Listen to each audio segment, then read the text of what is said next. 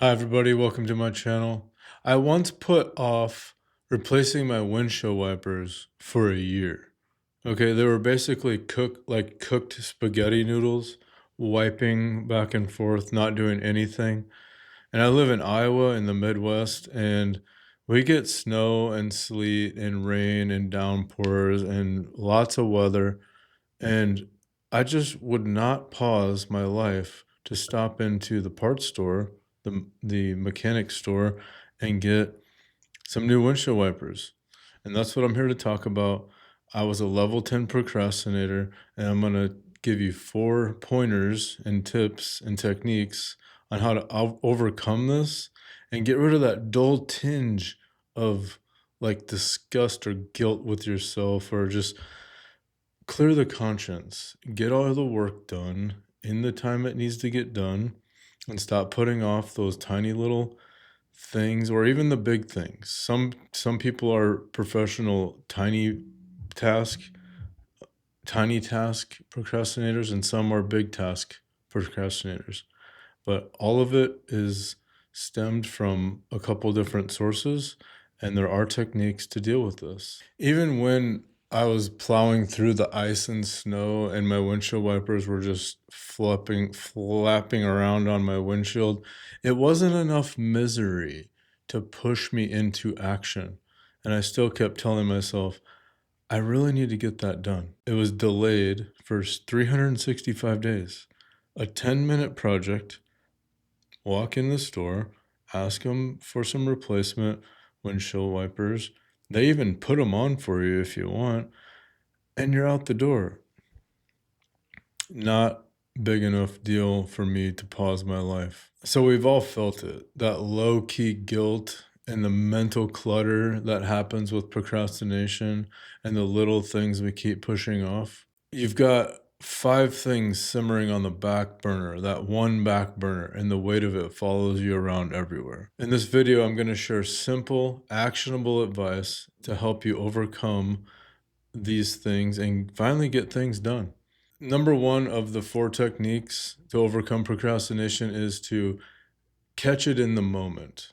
So this involves awareness. This is a mindful practice. The moment you notice that you're putting something off, acknowledge it. Just naming it interrupts the pattern. If you can't see it, if you don't see it, you can't change it. So kudos to you. If you're noticing that you're procrastinating, that's step number 1. There are awareness practices such as meditation and mindfulness practices that increase that muscle of noticing. We're often distracted and running around, with a to-do list that's a mile long, work's calling, family's calling, friends calling, agendas, things that we need to get done. And those things that weigh on our mind just get pushed down the ladder. So notice that they're coming up, and notice that that is something that you're putting off. The number 2 technique is to understand the root cause. A lot of people's procrastination habit, which is what it is a lot of the times, it's a procrastination habit. It's a technique of avoidance. If I put off doing the dishes, that gives me something to focus on versus my stress. Like I have a relationship issue. Sometimes it's not about the task we're putting off. Sometimes it's an avoidance of stress, avoidance of an emotional problem, avoidance of a work issue or of a relationship type issue. And the avoidance of that little task keeps us busy enough that we don't have to deal with the other thing that's actually underlying onto it. So like Wayne Dyer said, when we change the way we look at things, the things we look at change. So if we can look at our problem a little different, why am I avoiding this? So then we can ask ourselves, why am I avoiding this? And the first answer might be because it will take me time, because I don't want to deal with it. Those are surface level answers. The thing to do is to pause and go a little deeper. Okay, but why? This is a self-inquiry.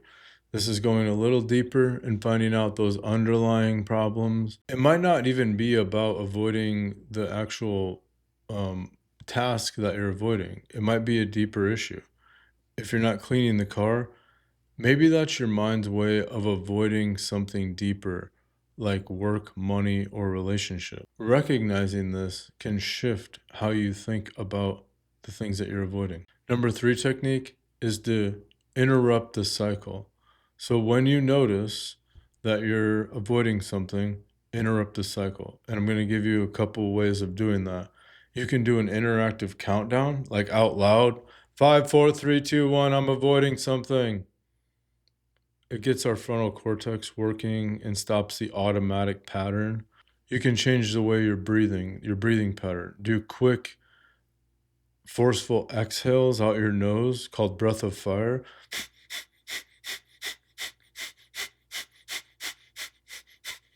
I don't know if that was 10, but you blow out and the inhale happens automatically. It wakes your brain up. It jolts you out of whatever patterned responses that you have and get you moving in a different direction. This shifts your state and wakes up your system. Voice it out. Say it, write it, do whatever you have to do. Tell a friend, hey, this is happening. Say it out loud to yourself. I know I'm procrastinating this. Or write it down. I have been putting off cleaning my car for 14 weeks. Why is this happening? Just writing that down changes your mind. It changes your subconscious. It says, this is what we're doing. The more you do this, the more natural and automatic it becomes. It's a simple habit that builds powerful awareness. Now, our fourth action step is action. You've been procrastinating a phone call. I'm going to set an alarm on my phone for 30 minutes, and in 30 minutes, I'll make the phone call. Just one little teeny action. And studies show that if you take a tiny bit of action, 80% of people will continue on. Cleaning the house, the thoughts are like, the house is a mess. It's going to take me a while. I don't want to do this. And just picking up one sock off the ground, just like snowballs into, now I'm cleaning up the living room. Now it feels good. Now it feels good that I have this little section clean. Let's go clean another little section. Just a tiny bit of action goes a long way. One more bonus technique is to visualize it already done.